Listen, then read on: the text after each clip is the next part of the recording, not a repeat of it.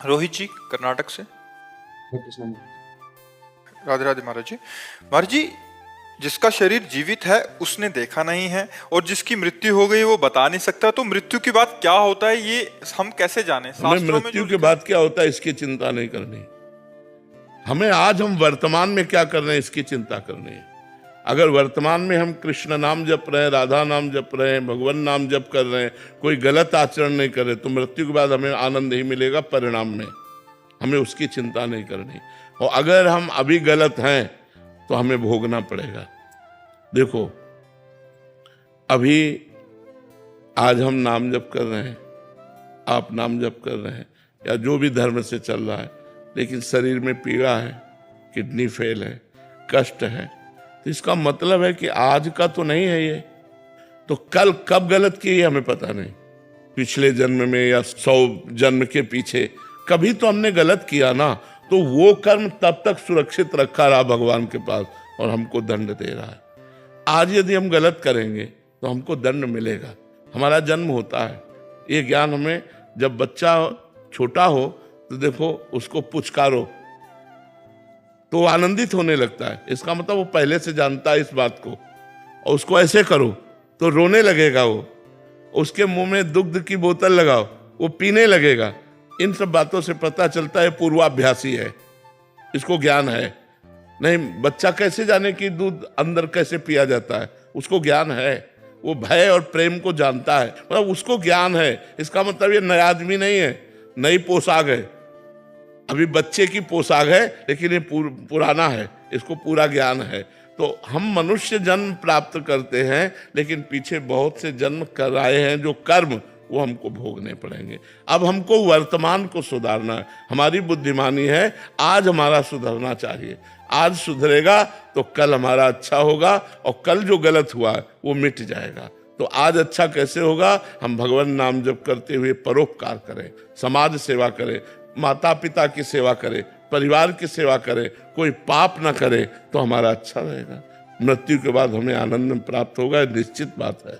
अब जैसे याद की बात कहो कि मृत्यु के बाद, तो इसी जन्म में आप माँ के गर्भ में 9 महीने रहे, 1 सेकंड का भी याद नहीं।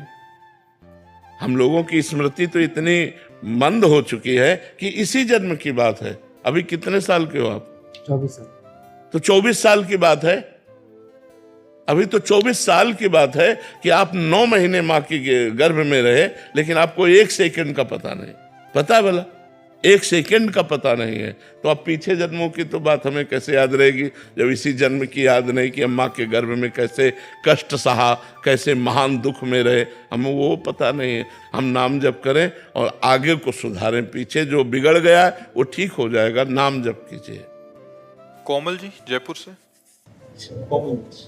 श्री हरिवंश महाराज जी। महाराज जी, हमें बहुत आत्मग्लानि होती है, जिसके कारण यदि हम सही भी होते हैं तो अपना आत्मविश्वास खो बैठते हैं। ऐसी परिस्थिति में आत्मविश्वास कैसे बनाए रखें महाराज जी? सत्संग सुनिए, सत्संग सुनिए, जिससे ज्ञान प्राप्त हो। अज्ञान के कारण गलत काम भी हो जाते हैं, और अज्ञान के कारण सत्य वस्तु का ज्ञान न होने पर हमें संशय बना रहता है। तो यदि हम शास्त्र स्वाध्याय करें और सत्संग करें तो हमें ज्ञान प्राप्त हो जाए, तो असत आचरण भी ना हो और असत संकल्प भी ना बने, सही पे आनंद का अनुभव हो, गलत में प्रायश्चित हो, हृदय जले, तो हम सही हो जाएंगे। हमें सत्संग की अत्यंत आवश्यकता है।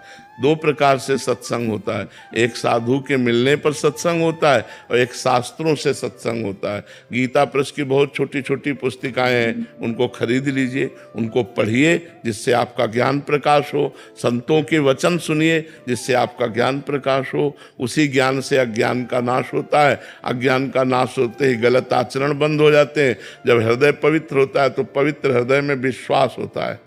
विश्वास बहुत बड़ी चीज है। बिन विश्वास भगति नहीं, ते बिन द्रवहि न राम, राम कृपा बिन सपन्यु, जीव न लह विश्राम। जीव न लह विश्राम, जीव को जो आनंद और विश्राम मिलता है वो भगवान की कृपा से मिलता है, और भगवान की कृपा भक्ति से मिलती है, और भक्ति विश्वास से होती है, और विश्वास संत वचनों और शास्त्रों के श्रवण पठन से जागृत होता है। ललित मोहन शर्मा जी लखनऊ से। राधे राधे महाराज जी। महाराज जी, भगवान ने मेरा जन्म किस लिए किया है कि अब आगे जन्म न हो। इसके लिए क्या करें? इस मनुष्य जन्म दिया है साधन धाम मोक्ष कर द्वारा, और पाई न जे परलोक सम्हारा, सो परत्र दुख पावई, सिर धुनि धुनि पछताए, काल ही कर्मे ईश्वरे मिथ्या दोष लगाए। बहुत बढ़िया अवसर दिया है, खूब राधा राधा जप करके अपना कल्याण कर लो, अपना मंगल कर लो।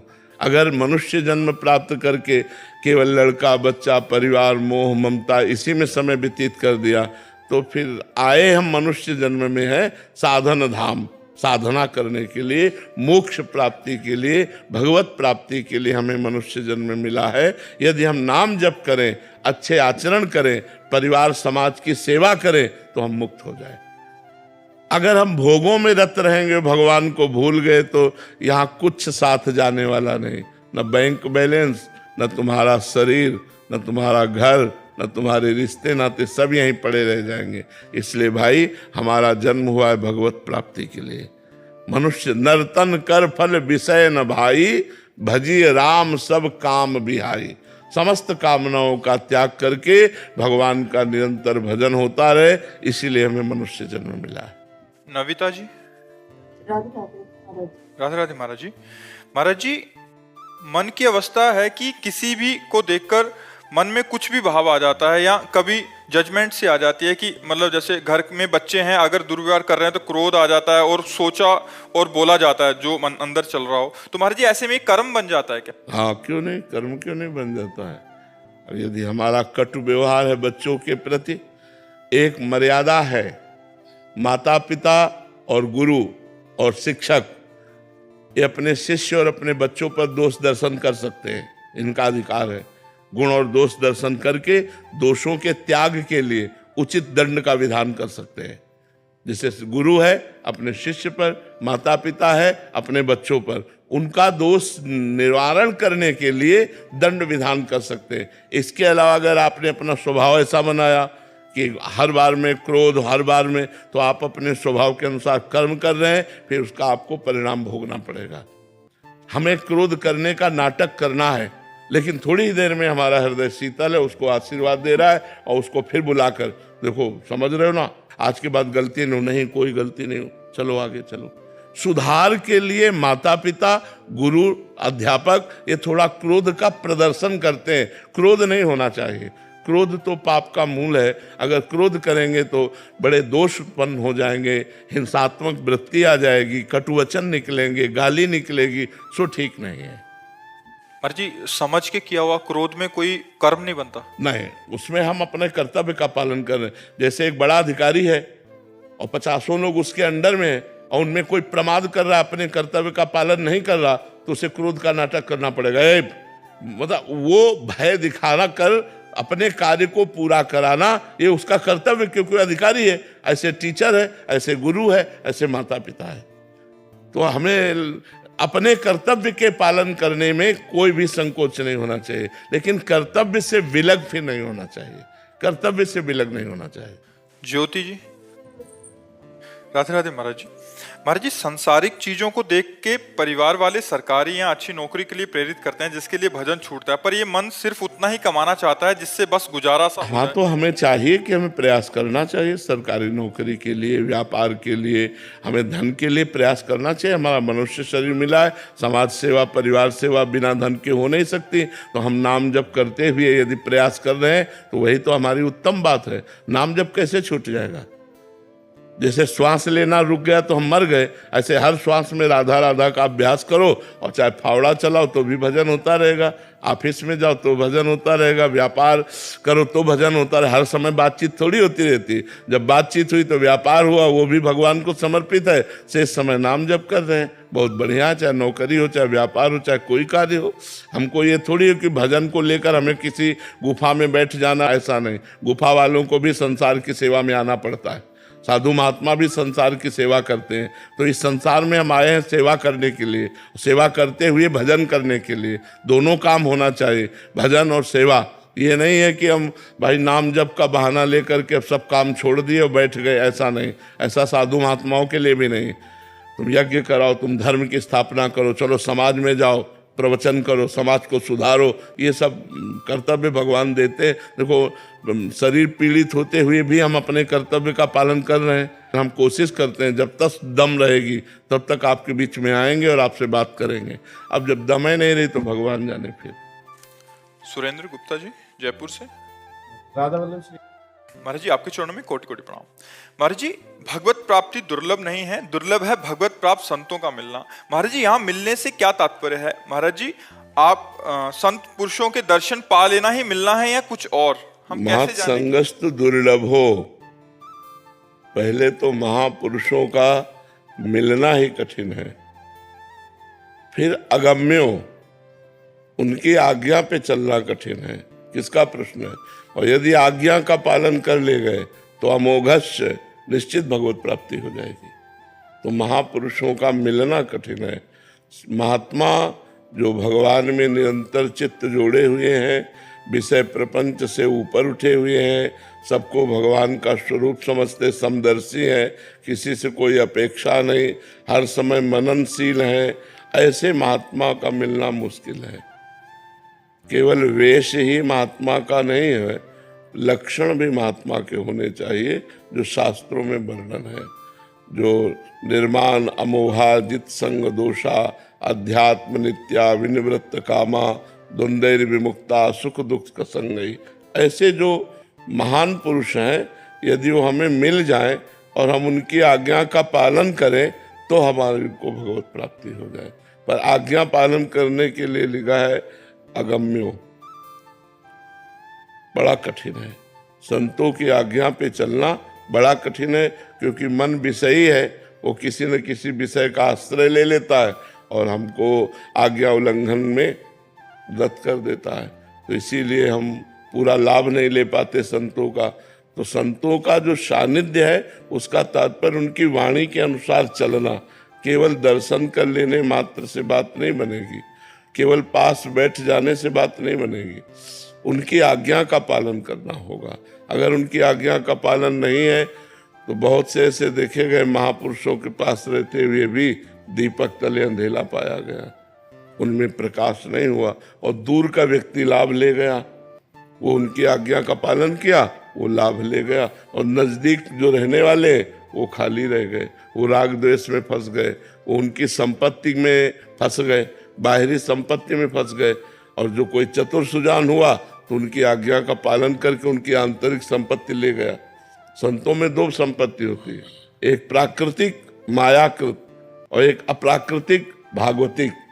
भागवतिक संपत्ति के तो कोई विशेष अधिकारी होते हैं, उसी को भगवत प्राप्ति कहते हैं। तो संतों की आज्ञा का पालन करना, उनका संग निर्वाह कर लेना बड़ा कठिन है। यदि निर्वाह कर ले गए तो भगवत प्राप्ति पक्की है। अमोघश्च, मात संगस्त दुर्लभ हो, लेकिन लिखा है अगम्यो, फिर लिखा है अमोघश्च। अगर आप उनकी आज्ञा का पालन कर ले गए तो अमोघश्च, निश्चित भगवत प्राप्ति हो जाएगी। सुधीर कसाना। राधा वल्लभ श्री हरि। राधे राधे महाराज जी। महाराज जी, नाम या मंत्र जपते समय अगर मन लगे या ना लगे जपते रहो, ऐसा आपने बोला, उसका फल अवश्य मिलेगा। परंतु महाराज जी, आपने एक सत्संग में ये भी बोला कि खास बात चिंतन है, अगर तुम मन से सही चिंतन नहीं करोगे तो उसका फल नहीं मिलेगा। तो कक्षा 1 और कक्षा 10 अंतराय है ना। तो प्रारंभिक ये भजन है कि मन लगे ना लगे, चिंतन बने ना बने, हमारे मुख से राधा राधा निकल रहा है, करते रहो। फिर बात आई, अब क्लास बढ़ाना है कि केवल राधा राधा कह रहे हो, चिंतन तुम्हारा संसार का हो रहा है, अब समेटो, चिंतन भी राधा नाम में लगाओ। फिर खुद इतने राधा नाम में डूब जाओ कि खुद की शुद्ध न रह जाए। तो एक क्लास बाय क्लास है। प्रारंभिक क्लास में अगर ये शर्त रख दी जाए कि मन जाए ही ना तभी भजन माना जाएगा, तो कोई भजन न कर पावे। भजन प्रारंभिक सबका ऐसा होता है कि हम भजन करना चाहते हैं पर हमारा मन विषयों में जा रहा है। बार बार अभ्यास करते हुए हम धीरे धीरे मन को कवर कर पा रहे हैं, धीरे धीरे भजन में ला रहे हैं, धीरे धीरे उसको अपने में लगा पा रहे हैं, और काफ़ी कालांतर में फिर मन लगने लगता है तो ये चिंतन करने लगता है। फिर बाहरी जो क्रियाएं हो रही हैं और अंदर जो चिंतन हो रहा है वो एक हो रहा है, राधा राधा। तो मन भी राधा राधा बोल रहा है, श्रवणेंद्री सुन रही, नेत्रेंद्रिय ध्यान के द्वारा देख रही है और अंदर से स्वयं से राधा राधा राधा चल रहा है। तो ये स्थिति होती है। हमको प्रारंभिक स्थिति के साधक है तो प्रारंभिक बात पकड़नी चाहिए। जैसे संतों ने कहा, माला तो कर में फिरे, जिह्वा फिरे मुख माए, मन तो चौदिस फिरे, ये तो सुमिरन ना है। माला हाथ में चल रहा है और जबान से राधा राधा कह रहे हो और मन संसार का चिंतन कर रहा है, बोले ये तो सुमिरन नहीं हुआ। तो ये किस कोटि का सुमिरन है? ये सिद्ध कोटि का सुमिरन है। अगर साधक इस बात को पकड़ेगा तब तो भजन ही नहीं हो पाएगा। साधक का भजन होता है, थोड़ा मन भगवान में लगा, थोड़ा संसार में लगा, फिर भगवान में लगा, फिर संसार में लगा। ऐसे बहुत काल तक जब अभ्यास किया तो धीरे धीरे उसे अधिक समय भगवान में लगा पाए, फिर पूरा समय भगवान में लग जाता है तो वही सिद्ध हो जाता है। तो इसलिए हमको साधक बन के चलना चाहिए। रजत मिश्रा जी भोपाल से। राधे राधे श्री हरि। राधे राधे महाराज जी। महाराज जी, क्या हमारे जीवन में आगे बढ़ने के लिए पुराने सारे प्रारब्धों का नष्ट होना जरूरी है, और क्या बिना उसके नष्ट हुए हम जीवन में आगे नहीं बढ़ सकते? हाँ, अगर अशुभ प्रारब्ध हैं तो बाधा तो पहुंचाएंगे ही। उनका कार्य ही है आपको असफल करना, उनका कार्य है आपको विपत्ति में फंसाना, आपको दुख देना। तो हरि स्मृति सर्व विपद विमोक्षणम। यदि भगवान का स्मरण किया जाए, भगवान का नाम जप किया जाए, तो समस्त विपत्तियों में रहते हुए भी, हम ये नहीं कह सकते कि नष्ट हो जाएंगी, रहते हुए भी आप सुख पूर्वक उनको पार कर सकते हैं। क्योंकि प्रारब्ध बहुत वज्र की लीक होता है, प्रारब्ध मिटना बड़ा कठिन होता है। नहीं इतने बड़े बड़े संतों को भोगना ना पड़े। मान लो आप लोग तो 10 माला 20 माला जपते हैं और रात दिन जो भजन करते हैं, उनके शरीर में जो कष्ट आते हैं वो प्रारब्ध से ही तो आते हैं। तो प्रारब्ध इतना प्रबल है कि बड़े बड़े भजनानंदियों को भी कष्ट भोगने के लिए मजबूर कर देता है। पर उस कष्ट में भी भजन के प्रताप से वो आनंद मगन होकर के निकल जाते हैं। ये बात जरूरी है। भजन नहीं करोगे तो वो कष्ट आपको रौंद डालेगा, वो आपको डिस्टर्ब कर देगा, आपको व्यथित कर देगा। लेकिन यदि भजन चल रहा है तो भारी कष्ट में भी व्यथा उतनी पीड़ित नहीं करेगी, एक आनंद बना रहेगा। अभिलाष भट्ट जी लखनऊ। श्री हरिवंश राधे राधे। आदरणीय महाराज जी सादर प्रणाम। महाराज जी, राधा नाम जाप से मेरे जीवन में बहुत परिवर्तन आया, मैं ये समझ पा रहा हूँ, लेकिन समाज एवं विशेष रूप से मेरी पत्नी नहीं समझ पा रही। समाज को तो मैं समझा ले रहा हूँ, पत्नी को नहीं समझा पा रहा। हाँ देखो, जब तक हमारी श्रद्धा आपके वचनों पर नहीं होगी तब तक आप नहीं समझेंगे। जब हमारी श्रद्धा आपके वचनों पे हो जाएगी तो हम भी जपने लगेंगे, और जहाँ जपने लगे तो हमको अनुभव में आने लगेगा, आनंद अनुभव में आने लगेगा, उन्नति समझ में आएगी, आध्यात्मिक उन्नति हो रही है। हम ये नहीं कह रहे कि आप करोड़पति बन जाओगे, लेकिन जो करोड़पति को भी सुख नहीं है वो आपको प्राप्त हो जाएगा। एक आनंद, एक शीतलता, एक निश्चिंतता, एक निर्भयता, एक निश्चोकता, ये आपके अंदर जागृत हो जाएगी। महाराज जी, उसमें कोई कमी तो नहीं रह जा रही है? नाम जप करता हूँ तो कहीं कमी तो नहीं है कि मेरी पत्नी उसको मानने को तैयार नहीं? नहीं, अलग अलग संस्कार होते हैं। तुकाराम जी महाराज के कीर्तन में बहुत से लोग एकत्रित होते थे, तो एक नास्तिक प्रवृत्ति के थे। उनको एक भगत ने कहा कि आप एक बार कीर्तन में केवल चलिए और दर्शन कीजिए, एक बार मेरे कहने से। तो वो चले गए। तो तुकाराम जी का प्रभाव ऐसा कि वो एक बार में ही लुट गए। अब तो रोज कीर्तन जाने लगे और सत्संग सुनने लगे, तो ब्रह्मचर्य से रहने लगे, पत्नी से बात नहीं करते। पत्नी ने कहा, बाबा जी हमारे जीवन में दुख का कारण बन गया। अब उसने सोचा दंड कैसे दे तुकाराम जी को, क्योंकि बातचीत ही नहीं करते, वो हर समय बिट्टल बिट्टल करने लगे और संयम से रहने लगे। तो पत्नी ने कहा, इनके हमसे बातचीत ना करने का कारण तुकाराम जी हैं, तो तुकाराम जी को दंड कैसे दे? तो पत्नी ने अपने पति से कहा, तुम्हारा तो उद्धार हो गया, क्योंकि तुम इतने बड़े संत से जुड़े, हमारा उद्धार कैसे होगा? एक बार घर लाओ, हम बनाएं पवाएं, उनका चरण धोएं। तो उनको बड़ा आनंद आया कि यार ये नास्तिक प्रवृत्ति की बदल गई। अब वो जोई लिवाने गए, सो उसने 10 लीटर पानी एक बड़े भगोने में आग में रख दिया। वो जो खौलने लगा पानी, और जब आके तुकाराम जी के चरित्र में हमने पढ़ा, जब आके बैठे तो पीछे से पूरा खौलता हुआ पानी डाल दिया, उनकी त्वचा उधर गई। हा विठ्ठल, हा विठ्ठल, हा विठ्ठल। तो ऐसा जरूरी नहीं है कि पति पत्नी का एक ही भाव हो, ऐसा जरूरी नहीं है। हो सकता है पति नास्तिक हो, पत्नी भक्त हो सकता है पति भक्त हो, पत्नी नास्तिक हो, तो अलग अलग भाव होते हैं। अब हो धार्मिक तो है वो, लेकिन वो काउंटर जब करने पे कह रहे हैं कि इससे क्या जीवन में परिवर्तन आया, ये बताइए आप जो है। हाँ, अंदर के अनुभव की बात कैसे बतावे, क्या बतावे, लेकिन वो भाग्यशाली है जिसको आप जैसा पति मिला है। वो भले न जपे, लेकिन उसका मंगल तो होगा ही, क्योंकि आप उसके साथी हैं, आप उसके पति हैं, आप उसके ध्यान का विषय हैं, आपसे वो प्रेम करती है, तो उसका मंगल तो हो ही जाएगा, चिंता की बात नहीं है।